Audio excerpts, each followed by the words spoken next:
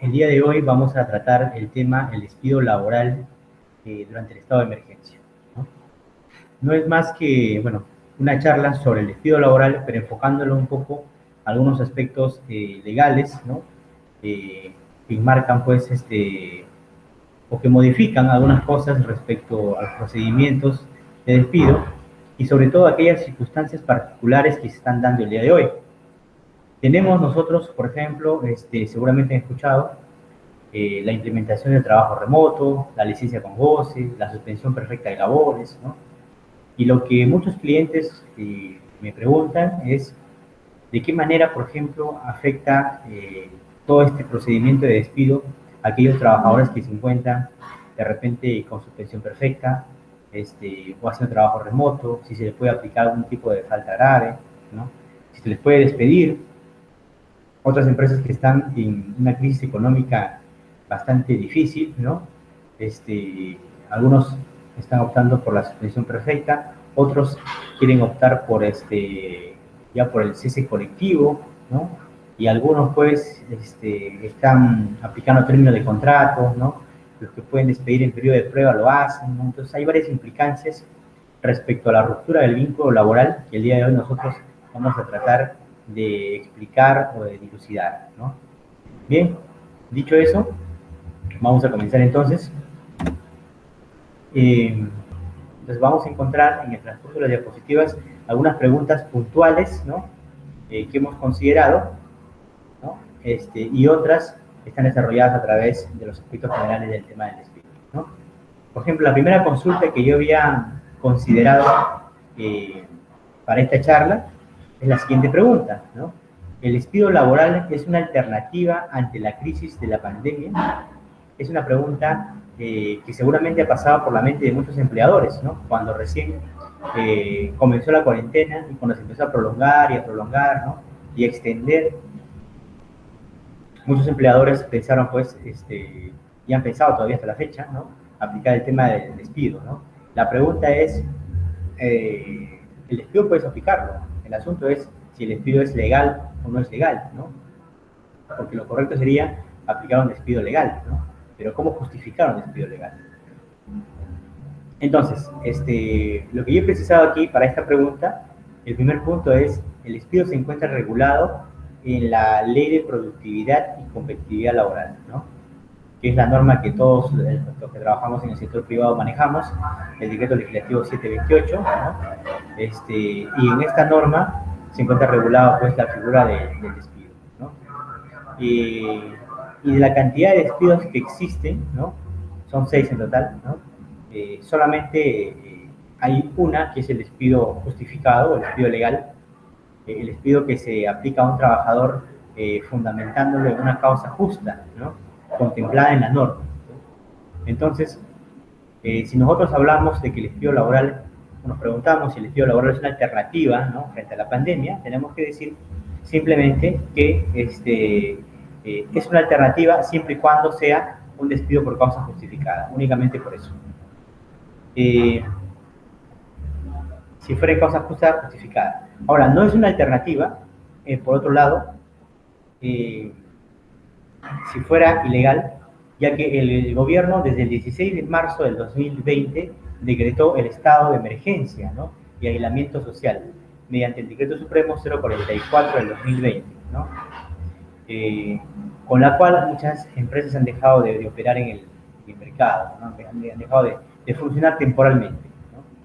Entonces, no es una alternativa si es un despido ilegal, ¿no? Si es un despido legal o justificado, sí sería una alternativa, ¿no? Punto número 2. Punto número 3, el Estado también, a través de los diversos decretos supremos de urgencia que sacó en el mes de marzo y posteriormente, señalaba, pues, que, bueno, decía en la norma que deberían otorgarse, o los empleadores deberían otorgar licencias con goce de haber compensantes o el famoso trabajo remoto. Cualquiera de estas dos alternativas eran totalmente viables, ¿no? Para evitar, o lo que buscaba el gobierno en el fondo, era que el empleador rompe el vínculo laboral y empeore la situación del trabajador, ¿no? Entonces, como esto como esto quedó así, ¿no? Los empleadores en el mes de marzo creo que muchos, bueno, no se hicieron problemas porque creo que algunos pensaban que la cuarentena iba a durar 15 días, ¿no? O a lo mucho 30 días.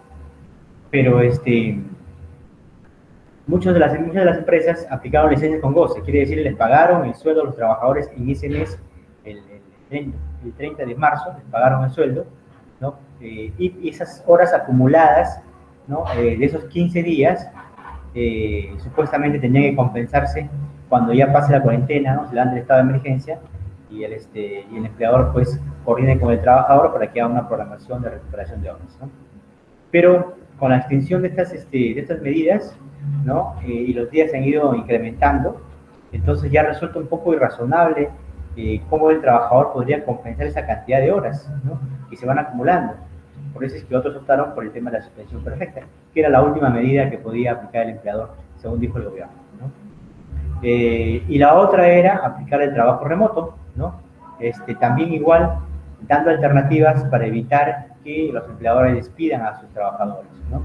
Esas eran algunas medidas que había señalado el gobierno. Entonces,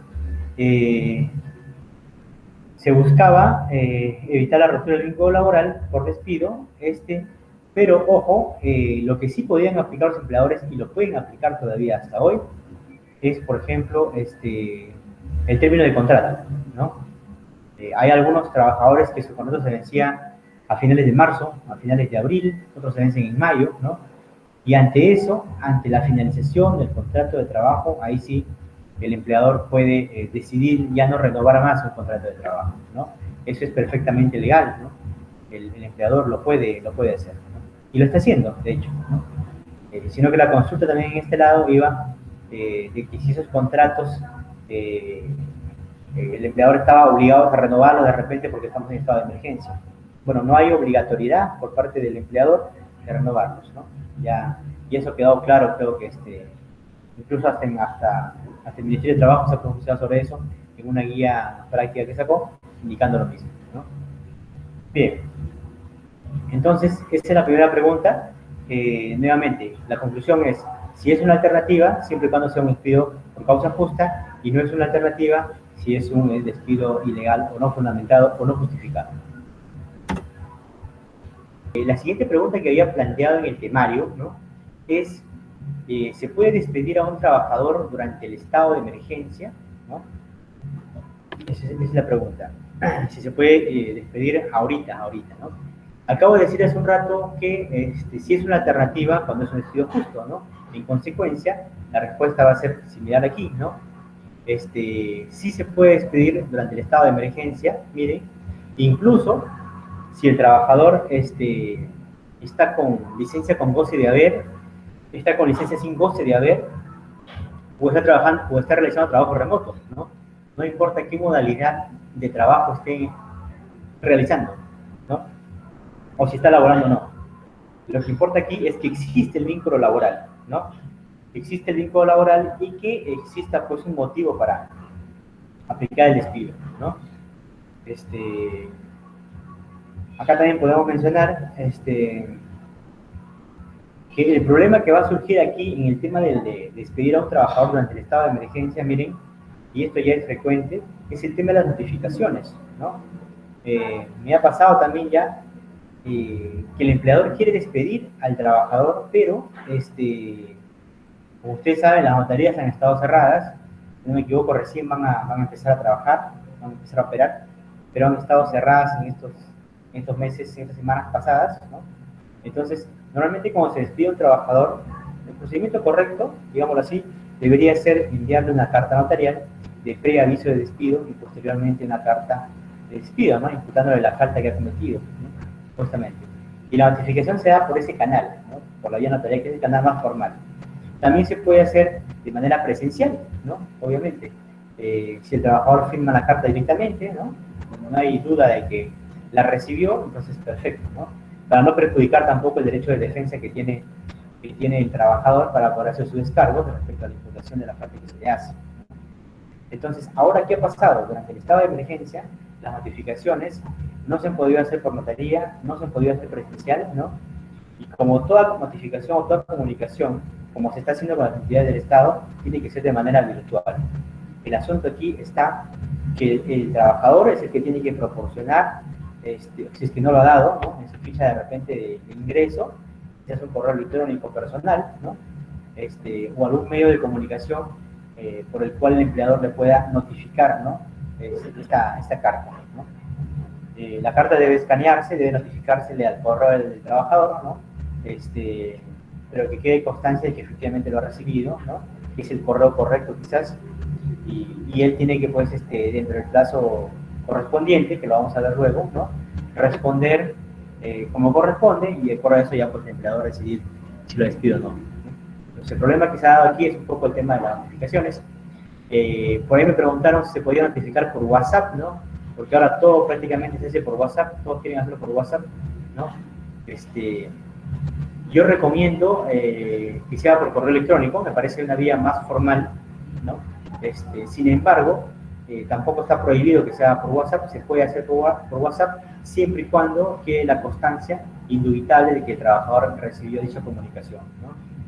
Y al empleador, ¿qué le queda? Pues imprimir de repente las conversaciones, tenerlas ahí guardadas ante un eventual de repente proceso judicial, ¿no? No sabemos si de repente el trabajador puede demandar a la empresa y decir que finalmente él no recibió notificación. Puede decir de repente que el celular no lo tenía en su momento, le prestó a otra persona, él no supo que notificaban a la entidad de ese despido, no pudo hacer sus descargos, tantas cosas pueden pasar, ¿no?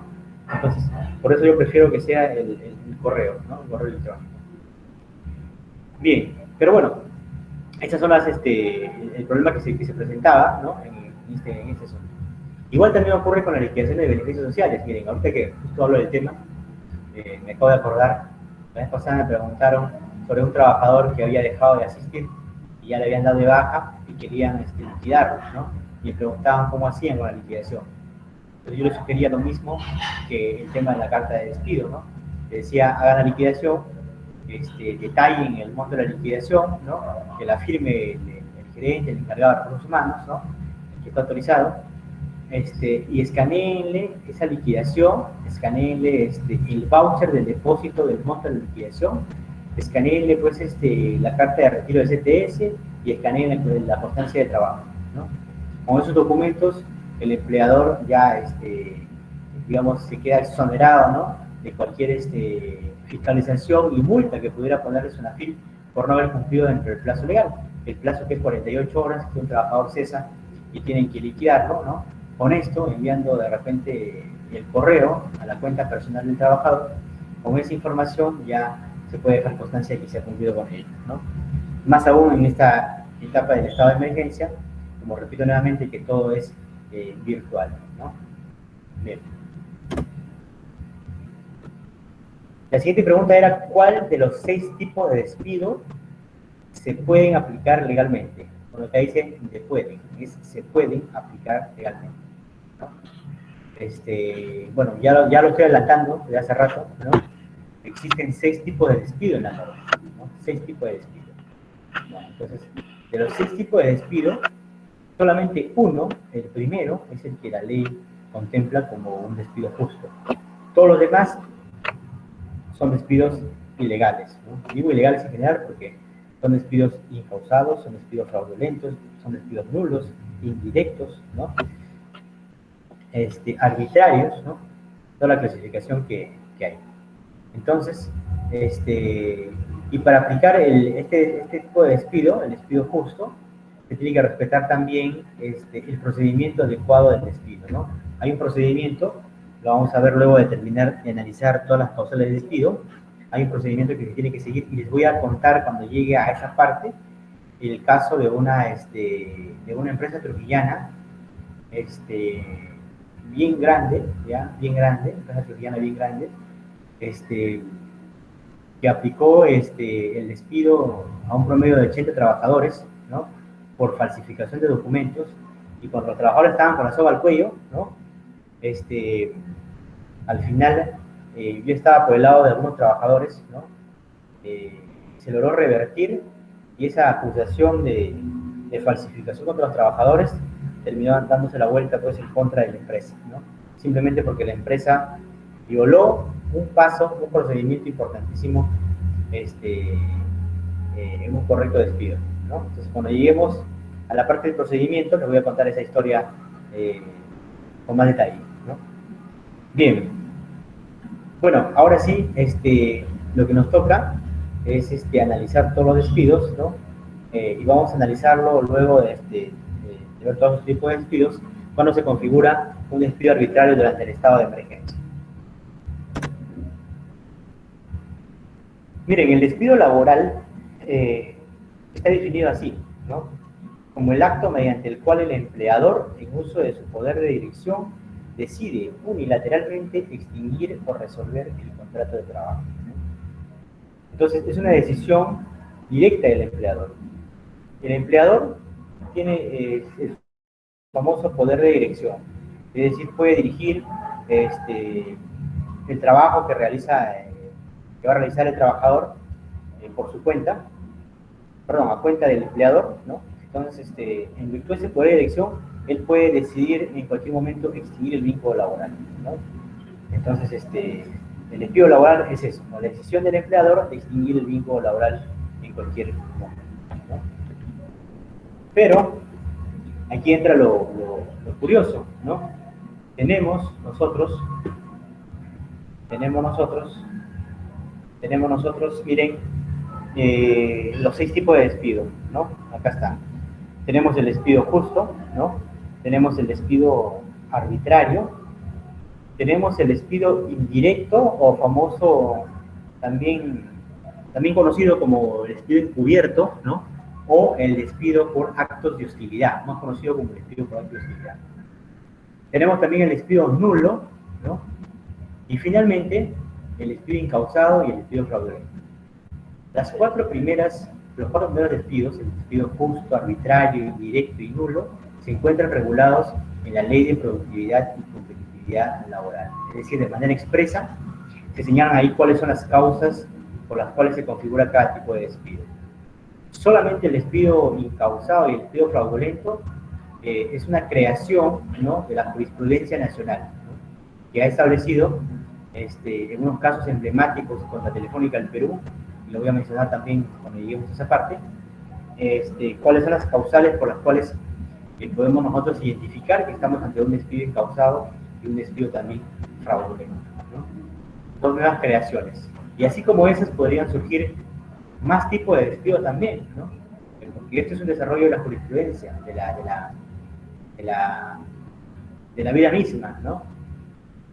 Pero este despido incausado y fraudulento, miren, no es que se le haya ocurrido a los jueces de Perú, ¿no?, sino que tiene un antecedente en España, ¿no? En España se aplicó en la década del 80 más o menos, se empezó a aplicar el despido incausado y el despido fraudulento, ¿no? Entonces, de ahí más o menos toma el Perú algunos ejemplos y lo aplica también, pues, a partir del año 2001 más o menos, que es donde salen estas sentencias, ¿no? Entonces, estos son los 6 tipos de despido que tenemos nosotros ahora en la norma y en la jurisprudencia y que vamos a identificar en el transcurso del análisis que vamos a hacer. Miren, el despido justo, ¿no? El despido justo está clasificado de 2 maneras, ¿no? Está clasificado un primer grupo de todas las causas relativas a la capacidad del trabajador y un segundo grupo de las causas relativas a la conducta del trabajador. O sea, se puede despedir por causas relativas a la capacidad del trabajador o se puede despedir también por causas relativas a la conducta del trabajador, ¿no? Lo que sí es importante mencionar aquí es que el despido justo, ¿no?, la demostración de esta causa de despido justo corresponde al empleador dentro de un proceso judicial, ¿no? Si en caso el trabajador obviamente demandara, pues, ¿no? Si no demanda, pues no hay nada que mostrar ahí.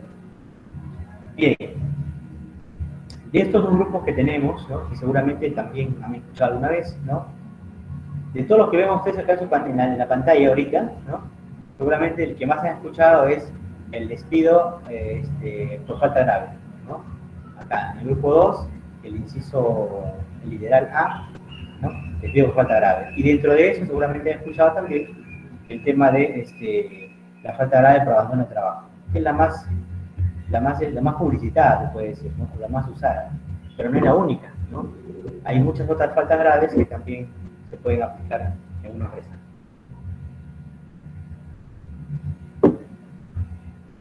Miren, vamos a comenzar analizando las causas relativas a la capacidad del trabajador, ¿ya? Y luego que analicemos esto, vamos a ver de todas estas causales que vamos a ir mencionando, vamos a ir viendo cada causal cómo se podría aplicar o si se aplicaría el día de hoy en este periodo de estado de emergencia que estamos, ¿no? Porque hay algunas causas que no se van a poder aplicar definitivamente, ¿no? O son imposibles de aplicar, ¿no? Pero hay algunas que se van a poder, ¿no? Entonces vamos a analizarlas ahora.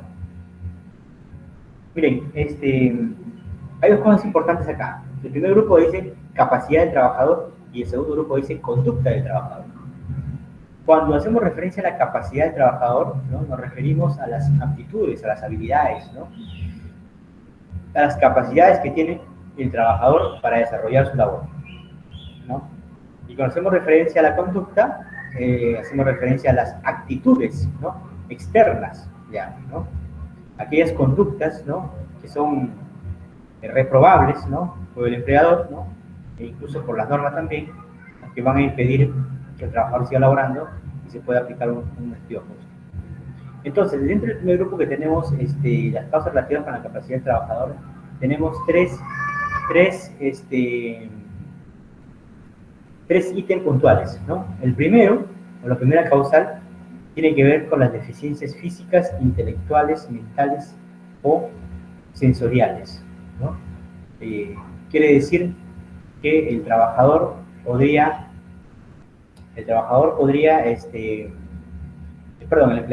despedir al trabajador, ¿no? Cuando el trabajador, pues, tenga algún tipo de deficiencia física, intelectual, mental o sensorial, ¿no? Pero ojo, esto tiene que ser de manera sobrevenida, ¿no? O mejor dicho, de manera posterior al inicio de la relación laboral. Perdón. Bien, tenemos el rendimiento deficiente, ¿no? Ahorita lo vamos a ver también cómo se aplica. La negativa a someterse a exámenes médicos, también, que son los tres puntos importantes en este primer grupo. Y en el segundo grupo vamos a ver cuáles son las faltas graves causales de despido. La condena penal por delito doloso, miren que no se aplica mucho, pero sí se puede también despedir a un trabajador por esto. Y la inhabilitación judicial o administrativa para ejercer la profesión. Vamos a empezar analizando, en primer lugar, las tres causales o tres escenarios del despido relacionado con la capacidad del trabajador. En el punto número 1 decía que tenemos aquellas deficiencias físicas, intelectuales, mentales o sensoriales sobrevenidas, ¿no? Yo puedo poner un ejemplo, por ejemplo, aquí, ¿no? Un trabajador que sufre de esquizofrenia, ¿no?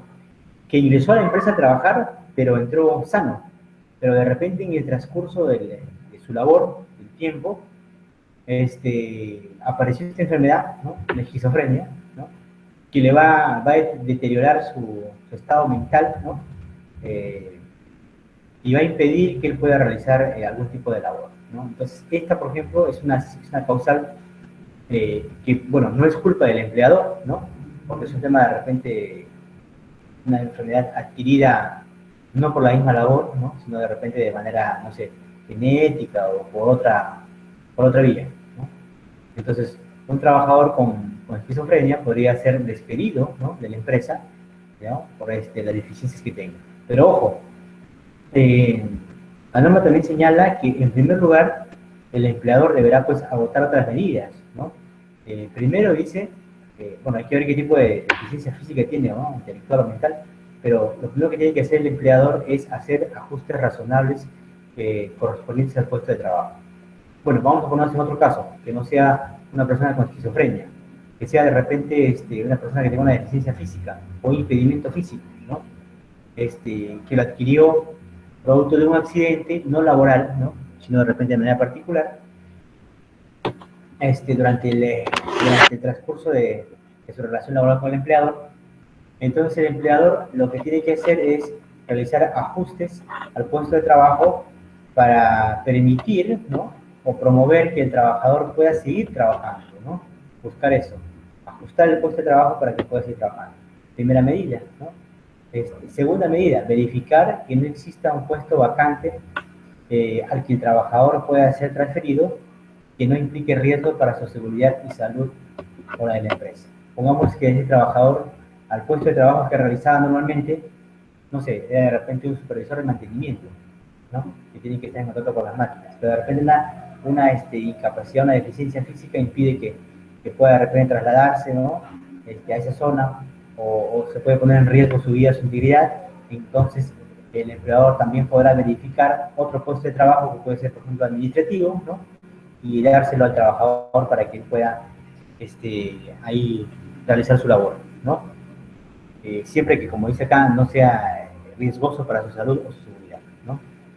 Y si aún así, ¿no?, si haciendo ajustes razonables, si buscando otro puesto vacante, etcétera, etcétera, aún así no se le puede ubicar al trabajador debido a su discapacidad, a su deficiencia física, intelectual, qué sé yo, entonces ya se podrá recién aplicar el tema del despido por las deficiencias físicas, intelectuales o mentales, ¿no?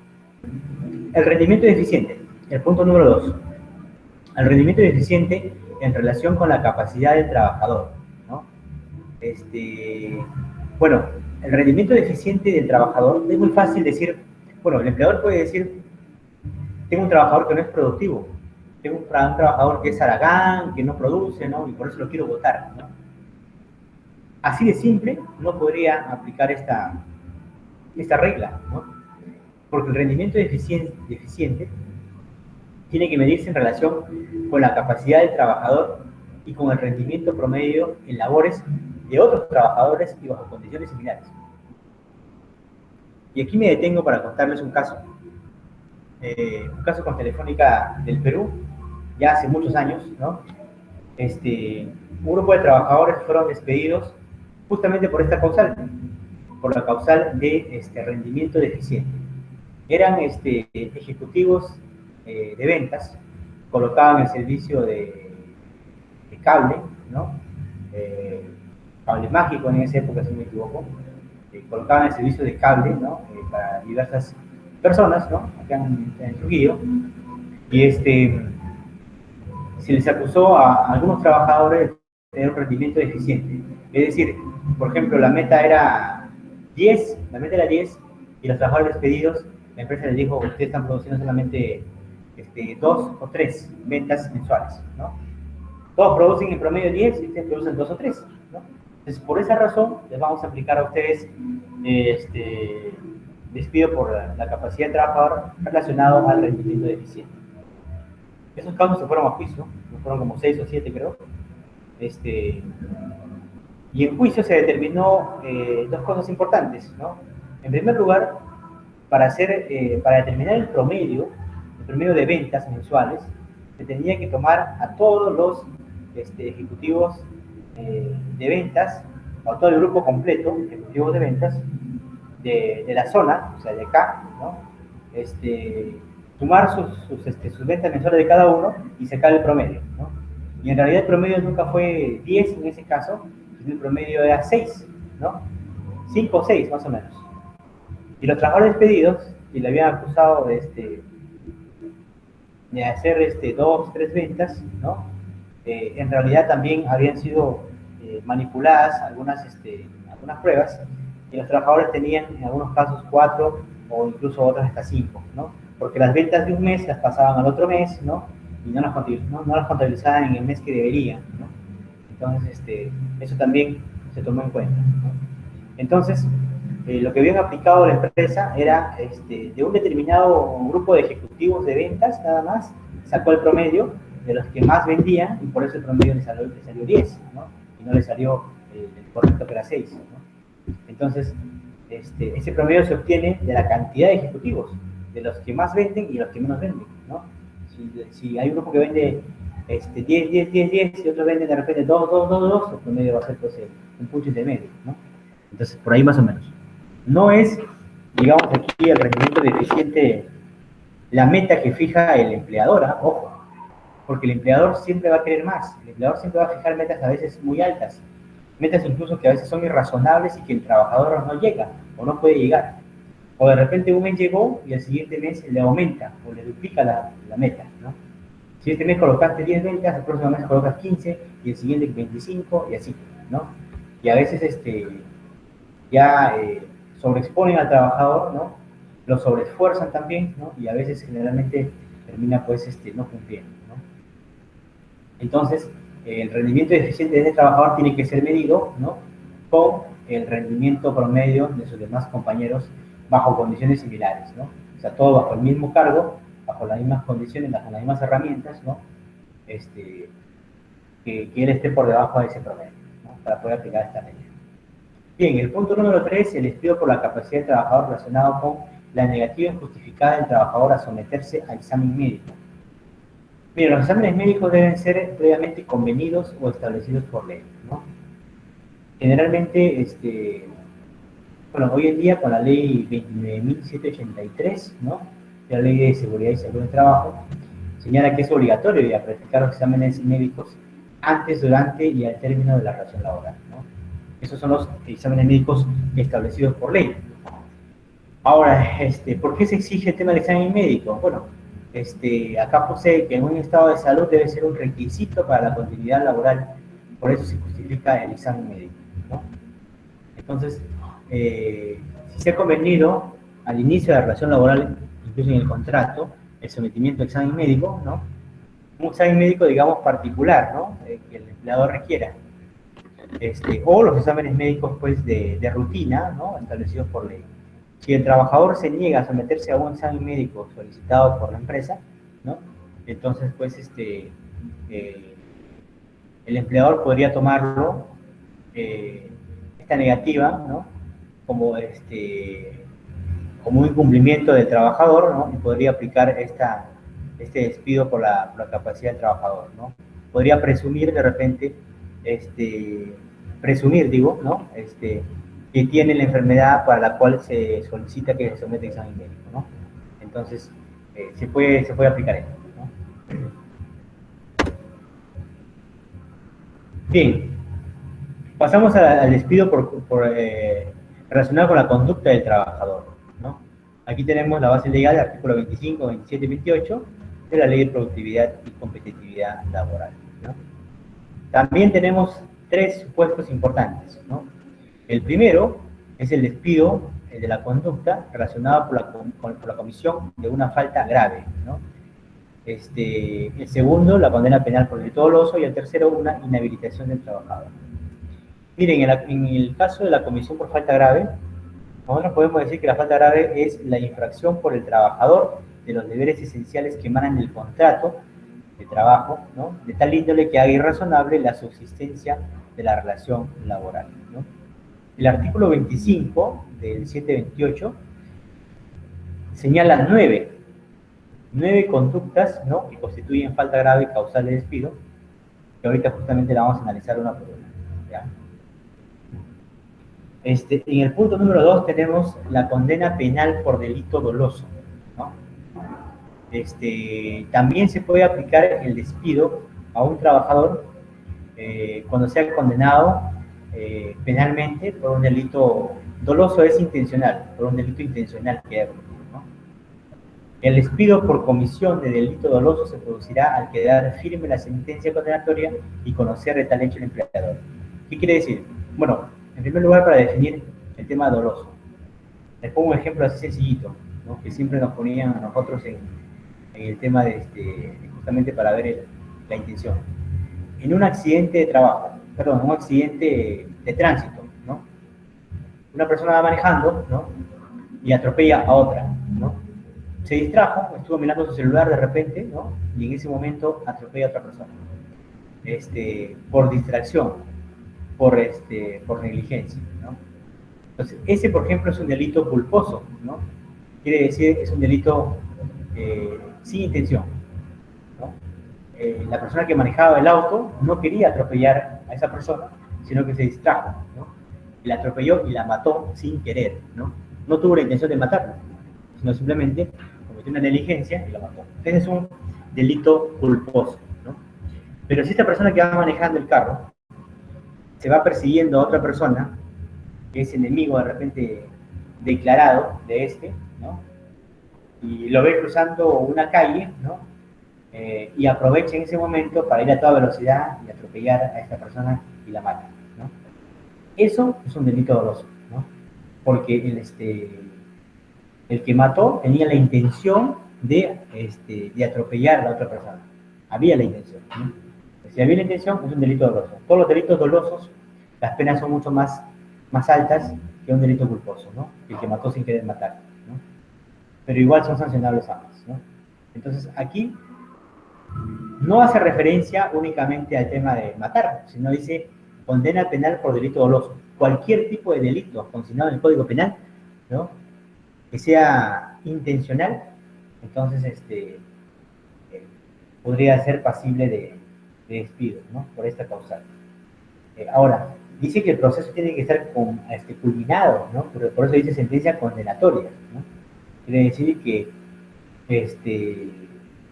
digamos, la persona que ha sido acusada de este delito, no sé, haya presentado sus apelaciones, haya ido con sus abogados, haya defendido, pero al final ya se agotó todo.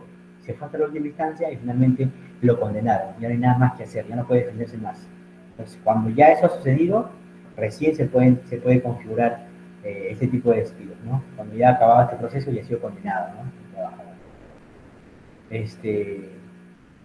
No aplica, miren, si el empleador conoció el hecho punible antes de contratar al trabajador. Esta es una excepción. Si el empleador sabía que ese trabajador había cometido un delito antes de contratarlo, y aún así lo contrata, entonces no puede después despedirlo diciendo o alegando esta causal, ¿no? No podría ser. Aquí podría yo mencionar también, por ejemplo, aquellos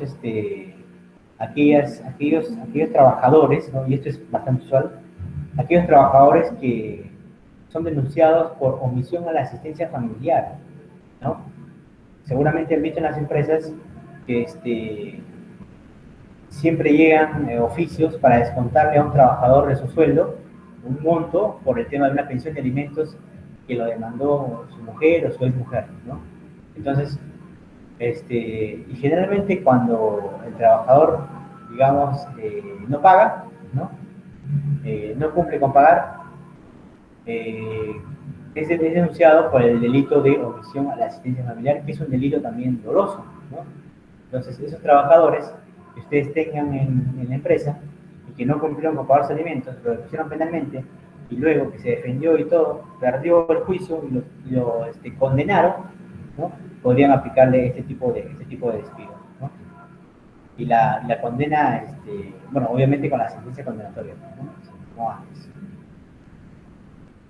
Bien. Punto número 3, el despido por la conducta relacionada a la inhabilitación del trabajador, ¿no? La inhabilitación que justifica este tipo de despido es aquella impuesta al trabajador por autoridad judicial o administrativa para el ejercicio de la actividad que desempeña en el centro de trabajo, ¿no? Por ejemplo, una trabajadora social, ¿no? Hoy en la mañana estaba dando una charla sobre el tema de obligaciones laborales, por ejemplo, ¿no? Y una obligación laboral de las empresas es tener una asistenta social diplomada dentro de las empresas que tengan mayor a 100 trabajadores, ¿no? Entonces, regresando a este caso, ¿no? Una trabajadora social, ¿no? que labore pues, en una empresa como asistente social o como trabajadora social y que atienda los casos de los trabajadores, ¿no? Digamos que por ahí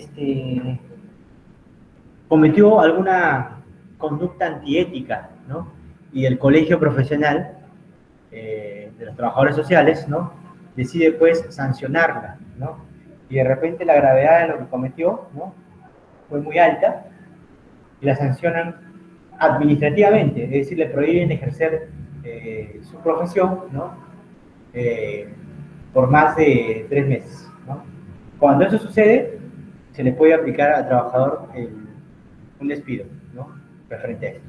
Si es sancionada por 1 mes, 2 meses, no pasa nada, ¿no? Pero a partir de 3 meses a más, ya el trabajador puede ser. Igual también puede ser con un abogado, ¿no? Un abogado también de una empresa, de repente, también igual, comete alguna conducta antiética, ¿no? Prohibida, ¿no? Sancionada por el Colegio de Abogados también, ¿no? Entonces, puede ser también inhabilitado, ¿no? Una conducta que se me ocurre ahorita, por ejemplo, decía el toque, ¿no?